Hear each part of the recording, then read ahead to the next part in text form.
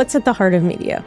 Stories. Great stories. Trying to give people information, new insights, facts, and presenting them in a compelling way that makes them want to read or view, learn more. The wonderful thing about AI is it's helping with that onboarding. Removes the blank screen much quicker, which was the big fear that we all had. But now you can prompt something and start from there, which is a big unlock to just getting going. So how does Adobe think about the ethics of generative AI? What goes into those models, the data, really matters. It matters to the quality of output. It matters to the different types of output. At the same time, our customers have told us, hey, we're also using other models. And so we're saying, great, we're going to give a customer a choice of models, and you can click down and choose what you want. Giving the customer's choice, being transparent about it. I'm Sammi Cohen, and this is Social Currency, a podcast that unpacks the stories that are shaping business, culture, and the intersection of the two. Today's guest is Stacy Martinet. Stacy is the VP of Marketing and Communications at Adobe, where she helps shape how one of the world's most influential creative companies shows up in the world. Her role oversees brand, communications, and storytelling at global scale, working at the intersection of creativity, technology, and culture. We recorded this conversation at Adobe Max, Adobe's annual creativity conference. We talked about how Adobe thinks about the future of brand building, the role of AI in creativity, and what creators and brands need to understand about what's coming next. This is Stacy Martinet's Social Currency. Stacy Martinet, welcome to Social Currency. I'm so excited to be here. So you have worked across the world of marketing, tech, and I am so excited to get into the AI of it all with you. But before we get into that, you've worked at the highest levels of media and tech, from working at the New York Times to Mashable to now Adobe. So I would love to hear about what you've learned about how companies earn attention in this age where every single person who has a phone essentially has a megaphone in their pocket. Well, first, I would say it's not easy. And, the best brands, the best companies, they have to work for first customer, I think loyalty and love every single day. And through that comes the right to have even more attention. And it's twofold in my experience. One is especially when times are very chaotic, it's actually embracing what's changing and owning it. Right? Owning what you're the best at, owning what you uniquely to deliver to your customers, but also parting with the past that doesn't serve you, right? Whether that's a business model, a certain way of thinking, a certain way of communicating. And then the flip side of that is listening. Listening to customers, listening to what's working, and especially listening to what's not, and incorporating that, not just to make your company or product better, but then communicating that and sharing that and trying new things. So I think it's that balance of looking ahead, but being open to hearing from customers as you navigate the journey with them. And you've made this really fascinating move from working on the media side to, of course, now the tech company side. Well, now that you've been on both sides of the table, can you share something unexpected that you may have learned in making that transition? When you're in the media, it's constant. Every day is a new breaking story, right? And it's also very wide ranging in that you could be at a publication, or I was at a publication that covered many assets of society, technology, right, current events. So there's always something new and exciting, right? But what's at the heart of media? Stories. Great stories. Trying to give people information, new insights, facts, and presenting them in a compelling way that makes them want to read or view, learn more. Being in a company that's a technology company, it also is very fast moving in a different way. But you have to think about what are the key moments of how and what you communicate, because you're also trying to tell a story and you're also trying to provide information, insights, new product updates in a way that resonates. So I think that storytelling is very consistent, but how you do it when you do it is through a different lens. And there is a very natural flow between the media and social media, where many companies are increasingly spending marketing dollars. So understanding that and that ecosystem is critical to any modern marketer. I love that thread that you mentioned around storytelling being so key to, of course, media, but ultimately what you're doing on the company brand side as well. And Adobe is not only one of the most beloved brands by creators, but of course, it's also one of the most enterprise grade and loved business models out there. So how do you balance speaking to both the creator side and the enterprise level business? To your point, we have a wide range of customers, everyone from a student to a CEO, right? And in between. We're looking at how we speak to and what products we serve for different customers and what their needs are. But the through line is this idea of creativity plus marketing. So Adobe came up revolutionizing visual communications, which is now known as the PDF. We have Adobe Acrobat. And then with products like Photoshop, Premiere, it became the creative company, right? And many years ago, Adobe bought a company called Omniture, was a web analytics company. And we said, content and marketing are coming together. We want to bring that together, right? And AI has now accelerated that, certainly for businesses, for brands, for agencies. But at the same time, as you know, if you're an individual creator, you also have to know how to be a marketer. In many ways, you're doing creative for your passion, for your ideas, but also the content sometimes is a means to the end to market what you're doing or your idea or your product. So that notion of creativity plus marketing and then what AI does to infuse that is what we're really focused on. So that's the through line, but you've got to tell the stories and, pick the right products for each audience and the use case.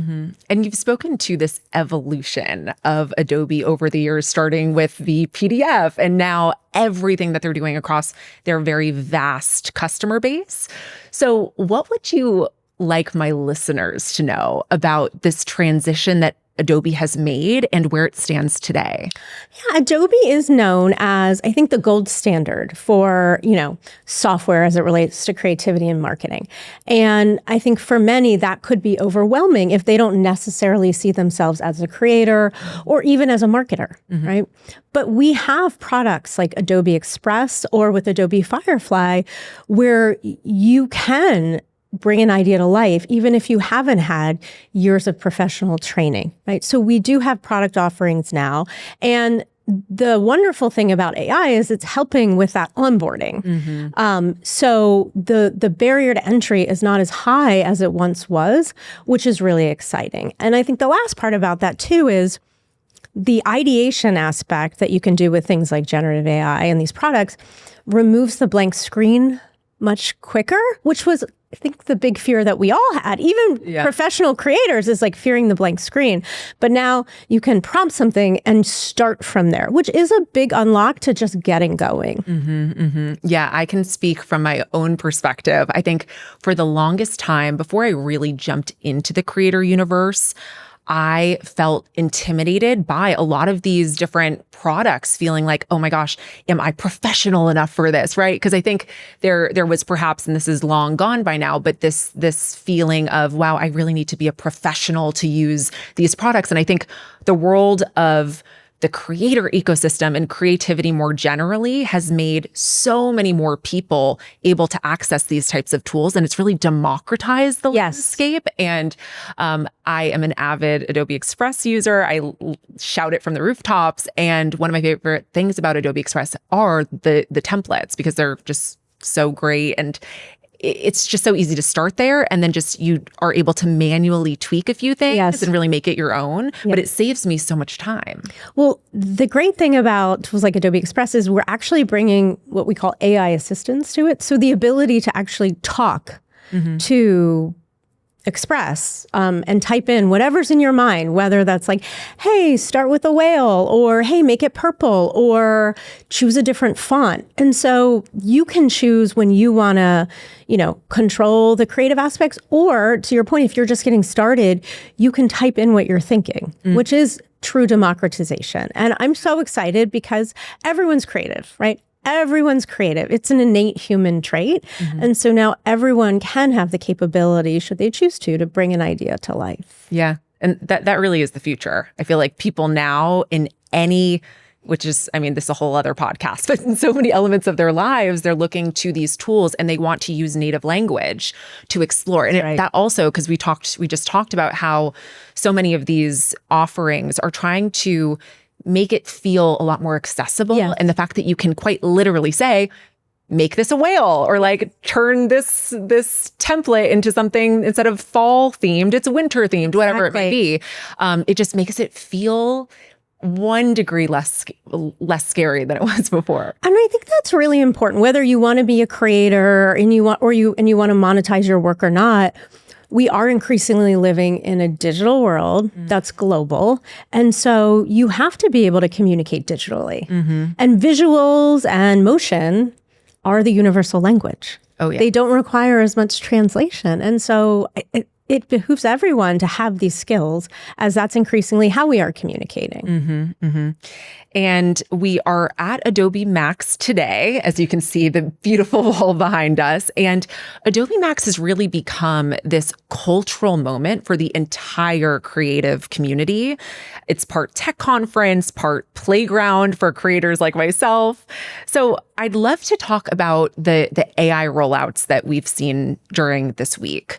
How can creators or small business owners, really anyone that these feature rollouts are aimed at, how can people utilize these new updates? Yeah. Can I geek out for a minute since we're at Adobe Max? Yes. So we shared a few things. First is when you think about these generative AI models, and you could have models for images or video or audio, right? We want to offer our customers, whether they're a creator, a creative professional, a filmmaker, a business professional, a student, the opportunity to access whatever model they want to do their work, right? And so that includes Adobe Firefly models, which we've trained, which we've made commercially safe, or third-party models from Google or OpenAI or Runway or others, right? So now people have access to a variety of models.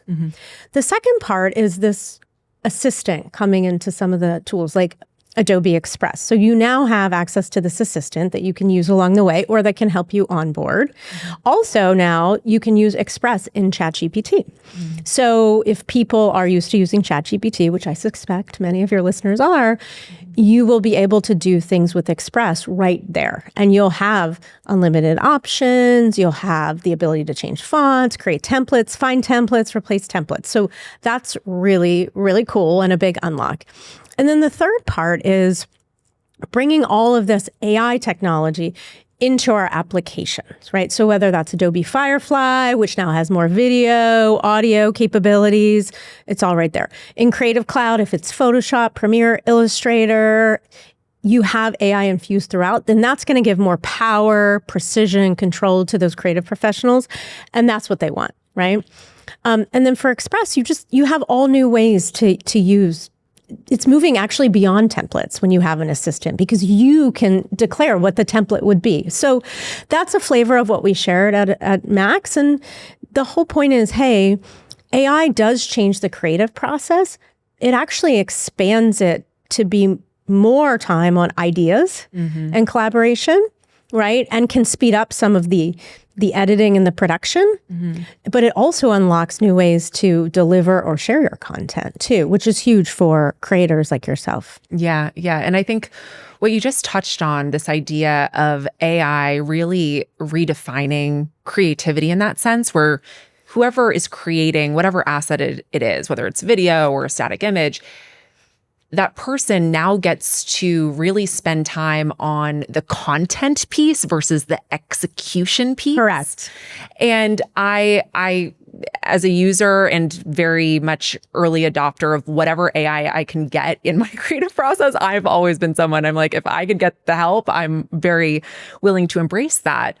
So how does Adobe think about the ethics of generative AI? Because obviously this is a huge question for so many people, and all of these changes and updates are happening at the speed of light, and most people are excited but have some questions. Yeah. So when you think about generative AI, it's you put something in a prompt and you get something out, right? So what goes into those models, the data, really matters. It matters to the quality of output. It matters to the different types of output, right? It matters, like all different models we say have a personality. And it's different because the way the data goes in, the way it's trained is very different.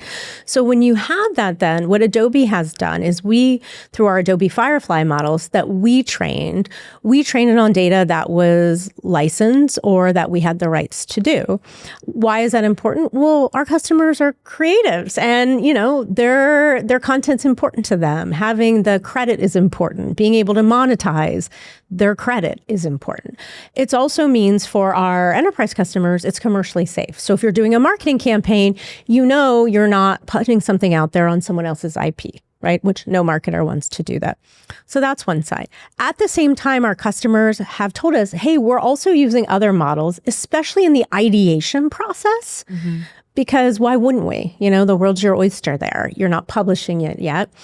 And so we're saying, great, we're going to give a customer a choice of models and you can click down and choose what you want. Do you want Firefly or do you want to use something else? And it's ultimately the customer's choice. So I think for Adobe, it's, having the offerings, giving the customer's choice, being transparent about it. And then the last part that I'm really proud of, and we actually announced this at Adobe Max in 2019 with some key partners, was content credentials. This idea that you can put metadata into your work that goes everywhere with the work. So you can see when it was created, was AI used in the creation process? When was it edited? By whom? Was AI used in that? And so then it's really up for, consumers to decide, is this content I trust? Is this something I want to engage with? Which I think that consumer awareness is critical in this next era of AI. So I'm fascinated with this content credential. So for someone who has not heard of this before, what's the workflow? How does someone who's viewing this asset to see kind of the behind the scenes what's going on? Think of it like a nutrition label. Okay. Think of it that way, which is like a piece of content you can go and you can look and you can see all the details.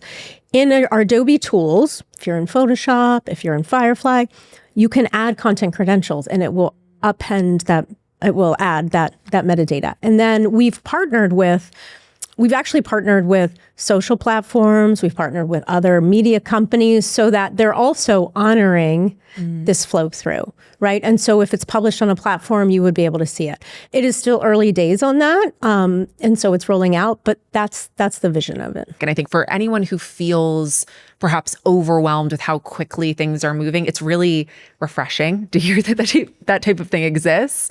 And there are ways to kind of see, as you called it, like the nutrition label of where that image has been and all of that. And my last thing I want to talk about for Max specifically is I think Adobe has done a really excellent job at cracking this code of being a large corporate event that really does have this fantastic energy. And Adobe's a corporate brand, but for Max, there is this really fun, on the ground energy that is just hard to replicate. So from your perspective and being in this industry for a while, what do you think that secret sauce is in making this branded event still feel really organic and fun? Well, thank you for saying that. The team that makes Adobe Max happen will be so thrilled because that's actually the most important part of it is bringing together the creative community and letting magical things happen. And we want to be, the facilitator of that. And so part of that is honoring the roots of the conference, which is like, hey, this is and has always been a creativity conference, but it's also continuing to broaden the tent as creativity evolves, right? And so this year you'll see more creators, you'll see more small businesses, more entrepreneurs that are trying to figure out, hey, how do I use my creative skills to market my business or, grow my podcast? And that's important because things are changing, right? The craft is changing. And at the same time, people who have been in the game for a long time are coming saying, hey, I got to figure out what this AI stuff's about because I need to be ahead of the game, not behind it. And so I think what everyone shares is a curiosity. And that's kind of core to Adobe. It's like we want people to do what they have dreamed of and to make connections. So that's like center to how we think about the event. And I do think the technology is magical. And so when people see the demos on stage, they're like excited. And then our inspirational speakers, they really take you out of your own mind for a little bit and help you see new possibilities. So it's that ingredients. And of course, just making it fun. Yeah. Making it bright, making it colorful, having a party, just having fun, because creativity is fun and ideas come from these incredible, unpredictable connections you make.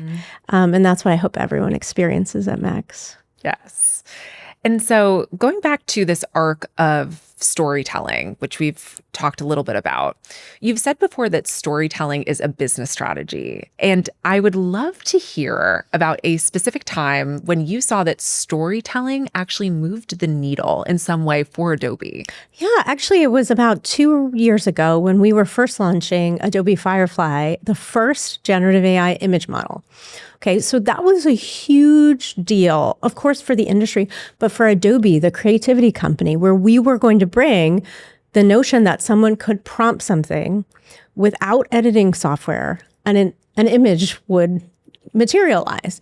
And we knew that it would be magical, but it would also create a lot of questions for our customers and for the creative industry. And so we had to really think about how we were going to present this, when we were going to bring it to the world, how we were going to do that. And so we decided to do it at Adobe Summit, which is our marketing conference. And we did it in a very early beta. It was just more like, this is what we're working on. We want early people to sign up. And we made it very community-led. Like, this is where the model is. It will continue to evolve, but it will only get better the more people use it and the more we understand what you need and want to use it for. So it was a very community-led. It was a very social-first launch. We worked with a ton of creators who we brought into the beta several weeks before. They were using it, making it better. They were giving us real-time feedback that then our product teams were like, oh, we got to change this. This isn't resonating with you. So it was a real collaborative process with a community of creators, which made sure that the product actually resonated when it was ready. And it made our communications and the way we described it much stronger, much more clear, and just much more authentic, right? We also were then prepared for what the concerns were because we were able to talk to people about it. And we hit those concerns head on, right? And we were saying, hey, we don't know yet where all this is going to go, but we believe that creativity is innately human, and it will only amplify human ingenuity, not replace it. And we were clear, and that's been our message ever since. And you see that at Adobe Max. It hasn't. There's even more creators now than there were 2 years ago, 3 years ago. So I think that was an example where leading with storytelling and leading with creators actually not only made an amazing launch, but moved the needle for the company, our reputation, and our business. So I would also love to get your perspective, because you are at the forefront of the creator ecosystem and how things are changing and the tools that they're using. What advice would you give to emerging creators or entrepreneurs about building credibility and building their personal brand today? I think it's twofold. One, I think you got to do you, right? No one can do you better. Like, everybody has a unique angle, idea, and content that really resonates. It's because it connects with people, right? And so you have to make it connect because of who you are and what you're trying to do. That's one part about it. And again, no one or technology can change that. The flip side, though, is everyone knows that in a digital world, not only can you be creative, make content, you have to market it. So you have to be proficient in how to get your content seen, what's happening with the algorithms, who are the right collaborations to expand your universe, get insights on what's working and do variations of that. Like, you have to have both. So it's that notion that, keep following your creative vision and your creative passion, but also you have to be proficient in the marketing. And I think also you have to realize when you're doing something for you, and that's amazing, and when you're doing something to get paid. And there's a role for that, right? And we want to provide people the tools so they can bring that content and marketing even closer together. You really, in today's day and age, you're both working on the creativity and the marketing of that creativity. And it really requires that business mentality of how do I make sure that this asset that I'm creating gets the views, the downloads, whatever it is. And I mean, we've talked a lot about how creativity has been democratized, but with that, there's also more creators than ever, which is a good thing. I view that as a good thing, but it also means that there is a more vivid landscape than ever before, and a lot of people competing for the attention more than ever before. So I would love to go to some hot take questions. Okay. So what, in your opinion, is the most underrated thing about Adobe? The people behind the products. It's the company is full of amazing people who are just so passionate about what we do. And I love events because I always say when people meet us, they love us. And so my goal is to meet more customers, more people in the world, and also leverage our social media to bring that, energy and passion to life. Yes. IRL events are the move now. I think people more than ever, even though technology is great, they really want their analog activities where it's like, put the tech down and let's talk to the people. Connect. Yeah. Okay. Do brands talk too much or not enough, and why? I think not enough. And here's why. You can't be in a conversation that's always going, which is what the internet is now, if you're not in the conversation. And so I think you have to take more swings than you ever have, but they all don't have to be home runs, and that's okay. You can put something out there, it doesn't work, you get feedback, you roll it back, right? That's the beauty of being more digitally led in some of your marketing. It's not just, hey, we have one spot and that's going to be the only spot for the quarter or the year, right? And so you also have a multitude of channels to tell a story through a different lens. You can still do, your spots on streaming. You can still do outdoor, which is making a huge comeback, right? Which can be like beautiful and fun. But you have, millions of assets for, conversion marketing, and you have social as a channel too, and email, which I think is underrated, to have a conversation day to day with your customers. So I think more is probably more in the current state. Yep. More is more. Okay. Besides Adobe, what companies' comms and marketing programs are you watching? All of them? Well, here's the thing. Adobe gets to work with all amazing brands on their marketing, right? So I'll tell you a few things I'm excited about, and some are at Adobe Max. Newell, the company that owns Sharpie, Elmer's glue, other products. They've been working with us to use our Firefly models to create more content at scale for their marketing channels.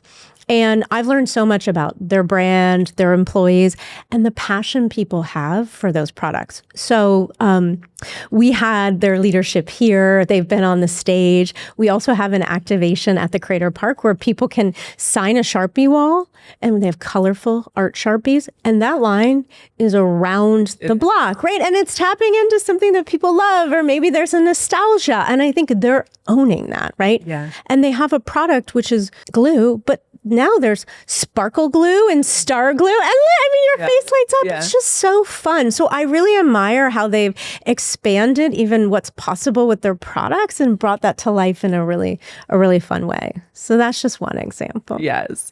What's one buzzword that you wish we could retire forever? Oh boy. There's so many. I don't like this new AEO or AIO, like AI optimization instead of search engine options, like EIEIO. I don't like that one. That's fair. And it's the newer one. So so let's get ahead and just retire it now. Okay, great. All right. Getting into the questions that I ask all of my guests, can you share a system that you have in place that benefits your career or business? And it can really be a system for anything. Oh, a system that benefits a career or place. I have a few things I like to do in the morning that I just really like to do. And so the first thing I do is I walk to the kitchen and I turn on my tea kettle. And then I start, just taking a few minutes to just chill and sit there and be awake. And I like that because while the tea kettle heats up, it's just I'm not going to do anything, right? Until I hear that noise finish. I'm not going to look at email. I'm not going to look at the news. I'm not going to rush to get ready. I'm just going to kind of ease into it. And that's been very powerful for me because, you can imagine just like all of us, there's so much to do. You can always feel like you're behind, but just giving yourself a minute to just be and think about like, what do I want this day to be about or what's important has been a really powerful unlock for me. Oh yeah. Yeah. I try to not touch my phone first thing in the morning. And the days that I have the discipline, it changes the day. Yeah, for sure. Okay, so we're going to a listener question. Oh. This one comes from Maria. I work at a company in big tech, and I'd love your advice on how to convince leadership to take more creative risks in a corporate environment. Well, great question, Maria. Love that. Please keep pushing the envelope. What I have found is that it comes through iteration. And so also repetition. So when I've shown up with like, I want a meeting and I have this big idea and it's going to change the world, people kind of, shut down a little bit. Mm-hmm. But when it's like bringing a new idea or a new approach to something that's already happening, then it's like, oh, yes, you did that and it was successful. And now you can keep doing it and keep doing it. So that's a way that I've tackled it. Mm-hmm. And of course, then showing results. And I think the part that I've learned too is it's not always that it had to have worked. It's actually that you come back and say like, here's what we learned and why. Mm-hmm. And here's what we'll do next. And whether you do it because it worked or whether you're like, we're going to do something different, that insight and being able to bring an insight back, I think helps people trust and feel comfortable and moves everybody forward. Mm-hmm. I think with any kind of big corporation, obviously every move has more significant consequences. Yes. So it's like being able to be really calculated. Yes. It's like being in a startup, right? And you have to find the places where you can start building something and get momentum and then really bring it to the mainstream within the company. Yes. Well, Stacy, thank you so much for this conversation today. It has been really lovely getting to hear your perspective on not only the industry, but where AI is headed and where creativity is really being unlocked for not only creators, but really anyone who touches any kind of Adobe product. So thank you so much for your time. Thank you for having me. This was so wonderful. And thank you for coming to Adobe Max. Of course, I'll be here next year. Thank you so much for listening to today's episode of Social Currency. I've been wanting to launch this show for so long. I can't tell you how excited I am to do this and how thrilled I am that you're actually here listening. It means the world to me. If you liked what you heard today, please rate and review the podcast because it massively helps to support the work I do to bring the show to life. And if you want to keep up with the hottest business lore in real time, follow me on Instagram at Sammi Cohen Talks and subscribe to my newsletter, Social Currency, which is linked in the show notes. Social Currency is a production of Social Currency Media and Money News Network. The podcast is hosted and executive produced by me, Sammi Cohen. Social Currency is produced by the Money News Network team. See you next time.